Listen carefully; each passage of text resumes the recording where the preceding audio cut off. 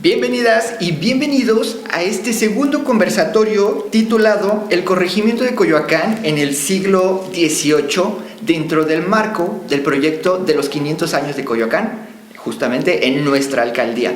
Yo soy Arturo Curro y el día de hoy voy a ser el moderador, y a mi derecha tengo a Balam Juárez, historiador, y a mi izquierda a Lilia Rosas, historiadora también. ¿Cómo están?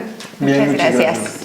Ok, bueno, pues este segundo conversatorio justamente va a tratar de continuar un poco, ¿no?, la línea que ya habíamos tratado en el conversatorio anterior, en el que los compañeros nos situaron un poco dentro de los inicios, ¿no?, del ayuntamiento de Coyoacán, y había un poco la discusión, ¿no?, que si un ayuntamiento itinerante o fantasma, ¿no?, se llegó a utilizar el término ahí, que si había acta de fundación o si había algo, ¿no?, que nos dijera justamente cuándo, dónde y cómo empezó este cabildo de Coyoacán. Claro. Y Lilia estuvo ahí conduciendo esa emisión. Y bueno, retomemos un poco la historia, ¿no? Ayúdanos un poquito, Lilia. Estábamos después de 1519, llegando al 29, en el que, bueno, toda esta cuestión de la conquista, de la lucha, de posicionarse, ¿no?, dentro de los territorios de México por parte de los españoles, implica, ¿no?, establecer un lugar, un ayuntamiento, una cosa legal que justifique, ¿no?, la incursión frente a Cuba en ese momento, sí, con Diego Velázquez, y España, ¿no?, un poco la corona. Así es, del 19, y ya después viene esta cuestión, llegamos hasta 1521, por así decirlo, justamente con la caída de México Tenochtitlán. ¿Y qué es lo que pasa después, no? Esto que tú mencionas un poco de cómo se posiciona el español ya en un territorio nuevo, esta cuestión jurídica que debe de retomar él, ¿no? Exactamente. Entonces, bueno, hablamos un poquito se fundaron dos ayuntamientos, ¿no? Anteriormente, antes de llegar a México Tenochtitlán, se fundó el Ayuntamiento de Veracruz. Así es. Y el Ayuntamiento de Segura de la Frontera. Es correcto. Y bueno, ahí ya está un poco la discusión, tal vez Coyoacán, cuándo sí, cuándo no. Pero bueno, hablábamos, y creo que en algún punto tú lo mencionaste, bueno, cae México Tenochtitlán, queda destruida y necesitas un lugar donde operar, ¿no? Y entonces Coyoacán funcionó como ese sitio, ¿no? Precisamente como esta analogía tal vez de mudarse, ¿no? En lo que te mudas a un lugar y lo que preparas, pues tú te vas a donde estás seguro y desde ahí trabajas y operas. ¿Qué fue lo que ocurrió en Coyoacán, ¿no? Así es. Y bueno, adelantémonos a 1529, cuando a Cortés, por cédula real, le conceden el título de Marqués del Valle, ¿no?, que es un territorio irregular porque pues no es corrido, ¿no? Digamos, sus fronteras son variantes, varían, ¿no?, dentro del tiempo, de los 300 años que duró este marquesado. Sí. Y bueno, Coyoacán cae dentro de este territorio, ¿no es así? Es correcto. Ok, y bueno, cuéntanos un poco de esto del corregimiento. Coyoacán, ¿cómo queda y cómo cae dentro de este marquesado? Ok, ¿qué es lo que pasa? Y a mí me encantaría comenzar justamente con algo muy cotidiano, ¿no? Situémonos, imaginemos o evoquemos este lugar que todos conocemos en el centro de Coyoacán. Vamos caminando por el centro de Coyoacán y vemos ese edificio que es justamente, como lo hemos nombrado, el antiguo ayuntamiento de Coyoacán y también la Casa de Cortés. Sin embargo, viene esta situación de decir, ¿realmente era la Casa de Cortés? Más allá de que hoy venga a contarles un poco de no era la Casa de Cortés, porque efectivamente este edificio se empieza a erigir en el siglo que vamos a trabajar el día de hoy, que es el 18. Lo que ocurrió realmente es que esto que tú nos empiezas a contar, desde mi punto de vista, siempre se está relacionando la figura de Hernán Cortés con Coyoacán. Entonces, por eso se empieza un poco este mito o esta leyenda de que Cortés vivió en lo que conocemos como el antiguo Palacio del Ayuntamiento. No es así. En 1755 es en realidad cuando se erige este edificio. Hay personas que lo ven un poco pues parco en su fachada, ¿no? Pero no olvidemos también que es una institución civil. Desde su momento en que se erige es para que ahí esté asentado el corregimiento, ¿no? Y bueno, algunos datos que sabemos de este lugar, como bien les decía, se erige en 1755. Francisco de Tornería era el corregidor de ese momento. A él se le debe la erección del edificio, porque lo que estaba ocurriendo en ese momento también era algo muy que tenía que ver con lo cotidiano, es decir, las cárceles y el edificio que estaba con anterioridad ya estaba en muy mal estado. Entonces se decide que se empiece a hacer un nuevo edificio, ¿no? Que es el que vemos en la actualidad. Sin embargo, también viene esta situación de pensar algo igual que tú nos comentabas, el territorio, cómo se está manejando, cómo es el corregimiento de Coyoacán. No podemos pensarlo nada más desde el presente y decir, es un espacio chiquitito. No, en realidad ocupaba otras villas, otros lugares, y también pensar un poco en de qué nos sirve hablar del corregimiento, o para qué, o cuál es su importancia, ¿no? Aclaremos tal vez ahí un punto que se vuelve muy interesante. La Conchita, ¿no? Y este centro, o este punto, ¿no? Que está a unos metros del centro de Coyoacán, parece ser que realmente es el lugar, ¿no? Donde empezó a administrarse Coyoacán. Y luego de ahí, justamente ya con este periodo, ya cuando se empieza a construir el siguiente ayuntamiento, es cuando se mueve, ¿no? Exacto. De hecho, qué bueno que lo retomas, porque efectivamente Hernán Cortés se asentó ahí, o lo que nos dicen las fuentes es que es lo que actualmente conocemos como el barrio de la Conchita, es donde realmente estuvo él viviendo y manejando esta situación del ayuntamiento, que no tenía relación con el ayuntamiento que vemos, con el edificio que vemos actualmente, ¿no? Que es lo que lo vuelve interesante, ¿no? Justamente investigar esto. Y bueno, voilà.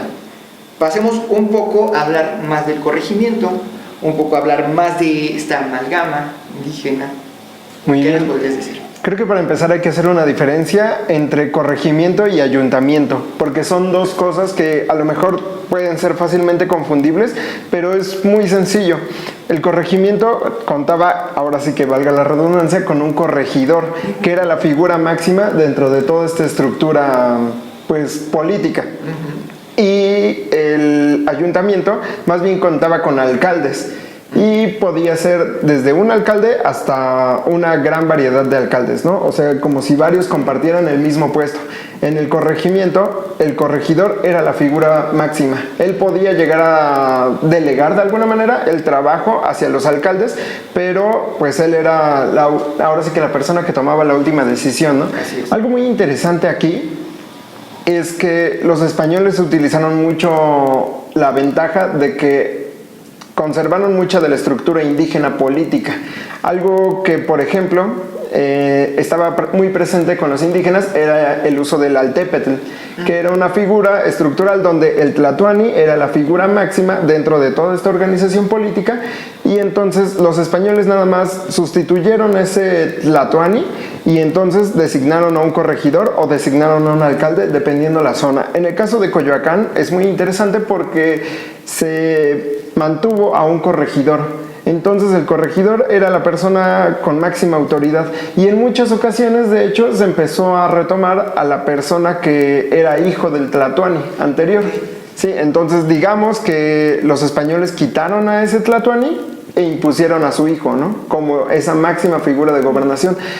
Pensemos que para esto no hubo entonces un cambio tan disonante, tan diferente para la cultura política de los indígenas, porque ellos ya estaban acostumbrados a que el corregidor fuera la figura, uno, que fuera la figura central del gobierno, y dos, fuera la persona que les hace una recolección de impuestos. Tenemos el ejemplo, bueno, el ejemplo más claro aquí, y en el caso de Coyoacán, es el señor Don Juan de Ixtolinque. Don Juan de Ixtolucan. Ixtolinque. Que él era precisamente el hijo del tlatoani anterior. Cuando lo retiraron, pusieron a él, e incluso este señor tuvo una pila de años ahí en el poder, porque además lo llamaban incluso el longevo, así, para alguien que de esa época era así grandísimo. Sí. La figura de esta persona entonces se vuelve aquel que hace la recolección de impuestos hacia pues toda esta comunidad de Coyoacán. Así es, porque justamente, ¿no? Tenemos como amalgamiento, esta unión, esta fusión de culturas y de organización política que parece que en algunos puntos todavía se reconoce la figura del Tlatoani, ¿no? No tal vez con ese nombre, pero la organización de los indígenas como que permanece, pero se jerarquizan los pueblos, ¿no? A partir de los alcaldes, de los corregidores mayores, y luego como en pequeño, ¿no? Se van creando figuras administrativas, ¿no? En los pueblos y los barrios, hasta llegar, por ejemplo, a los pueblos sujetos y las cabeceras, ¿no? Que este punto es muy interesante, bueno, a mí me parece muy interesante, porque tal vez explique hoy el hecho de que algunos lugares, algunos pueblos a los que vamos, los llamemos la cabecera, el municipio de Malinalco, por ejemplo, ¿no? Y resulta que los demás pueblos, pues justamente están sujetos. Y esta cuestión de los impuestos y de su organización, ¿qué es lo que pasa ahí? Ajá. Bueno, yo creo que es interesante, y justo lo que acaba de mencionar Balam, pensar que no pensarlo en términos de dineros como ahora lo pensaríamos, ¿no? Sí. En una cuestión también tributaria, y más bien ahí cabría preguntarnos qué elementos o qué recursos circulaban en Coyoacán. Exacto. ¿De cuántos podríamos hablar? Algunos de los recursos que aquí había en Coyoacán, el principal era la madera. Recordemos que Coyoacán era un bosque. La madera de hecho se recogía aquí de la zona de Santo Domingo y era una madera especial para hacer pues leña, o sea, para hacer combustible. Otra cosa muy importante es el transporte de artesanías que eran utilizados con una planta endémica de esta zona. Y la tercera cosa que también es súper importante son las piedras. Recordemos que está por aquí cerca la zona que fue afectada por el volcán del Pedregal, el Xitle, justamente, y toda esta piedra pues es muy útil para la construcción tanto de hogares como de zonas. Con esto también se podían hacer artesanías. Otra cosa que viene en el Códice de Coyoacán es el transporte de animales endémicos de aquí. Y algo que a mí me parece como interesante o muy importante de recalcar es que no pensemos en Coyoacán como esta zona centro, ¿no? O este único perímetro que llega de aquí a Copilco o de aquí a Metro Coyoacán, ¿no? Sino que era una zona mucho más amplia que se extendía, uno por Mixcoac, otro Coyoacán, otro era el barrio de San Agustín de las Cuevas, que es lo que ahora conocemos como Tlalpan. Y algo que a mí, cuando yo lo leí, me pareció lo más fascinante de la vida, es que también llegaba hasta Coajimalpa.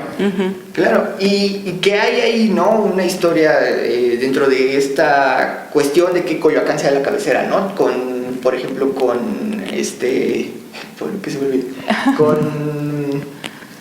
¿Lo del Marquesado? No, el otro pueblo en el que tenía disputa. San Agustín de las Cuevas. Con Tacubaya. Con Tacubaya, con esa claro. cuestión con el pueblo de Tacubaya, ¿no? Que Sí. hay ahí una disputa interesante porque, bueno, me parece interesante recalcar que un lugar y un pueblo se va volviendo cabecera o se va volviendo punta de lanza cuando tiene su cárcel, ¿no? Cuando tiene esta posibilidad de aplicar justicia y la justicia no se aplica en otro lado, y Coyoacán era el lugar, ¿no? Donde justamente se estableció este punto que otros pueblos que resultaron sujetos a Coyoacán no los tenían, ¿no? O sea, es un poco de esta dinámica, ¿no?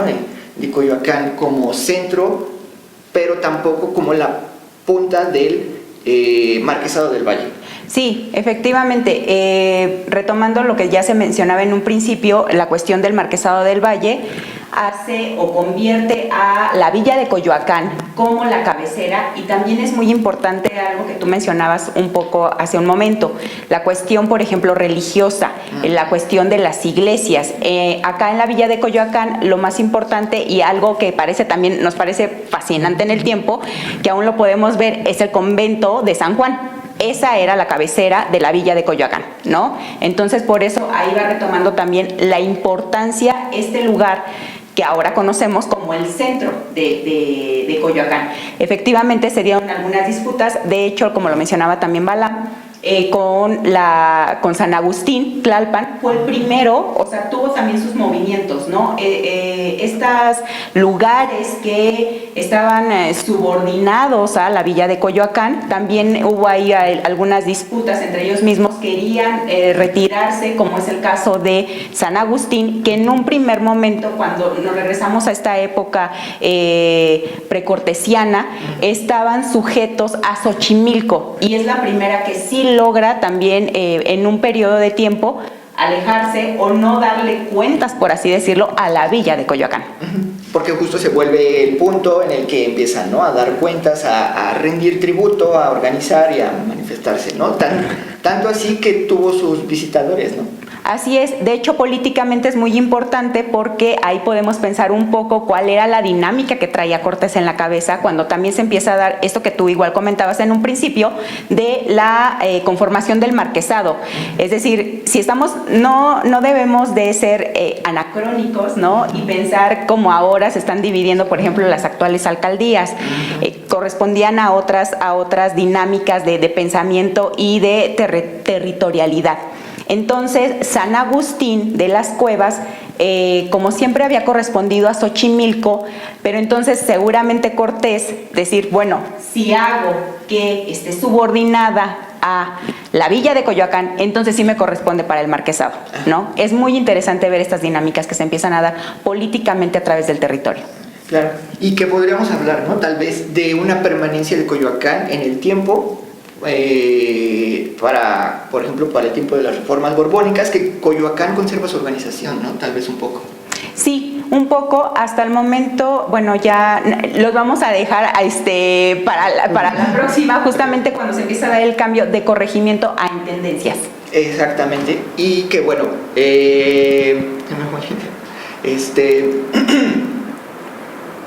vamos cerrando. No te preocupes. Y bueno, cerremos un poco la idea, cerremos un poco este ligero, ¿no?, y muy rápido viaje a través de Coyoacán en el siglo XVIII. ¿Qué más podríamos decir para concluir sobre Coyoacán en el siglo XVIII? Pues yo creo que se relaciona, ya cerrando lo que hemos platicado brevemente acá, y pensar, por ejemplo, cómo está el territorio, que fue con lo que tú comenzaste, justamente el marquesado, cómo se empieza a dar, esta cuestión que ya hemos tratado un poco, también de la forma, algunos productos que están circulando acá, ya lo ha comentado también Balam, en esta dinámica de que no solamente nos centremos en la villa de Coyoacán, sino los otros pueblos que estaban sujetos a ellos. Y también pensar la cuestión de que había una fuerte cantidad de indígenas todavía para el siglo XVIII. Las fuentes nos dicen que incluso para entonces se podía hacer un conteo nada más de la villa de 1850 familias de indígenas, solamente en la villa, ¿no? Y algunos otros productos también que circulaban, por ejemplo, una cuestión que ahora lo vemos, si nos damos un recorrido, por ejemplo, por la zona, de repente vemos que las haciendas tienen ciertos nombres, por ejemplo, el patio de los naranjos y estas cosas, porque en realidad sí era muy fructífera la zona para cuestión de estos comestibles, ¿no? Igual, para ir cerrando un poco, ver que la figura de Cortés tal parece, y creo que se presta para relacionarla siempre con la historia de Coyoacán, ¿no? Creo que más allá de decir que es un mito o es una leyenda si Cortés vivió o no en lo que ahora conocemos con el ayuntamiento, que eso por supuesto le da riqueza histórica también a las situaciones, podemos pensar que esto viene porque el marquesado, como ya igual lo mencionaba, como lo mencionaban ustedes dos, duró muchísimo tiempo. O sea, 3 siglos no es cualquier cosa. Entonces, como comenzó con la figura de Hernán Cortés, creo que por eso siempre está la relación entre este personaje histórico y la historia misma de Coyoacán. Bueno, Balam, ¿tú crees que algo haya más que decir de Coyoacán, tal vez dentro de esta línea de marqueses, tal vez?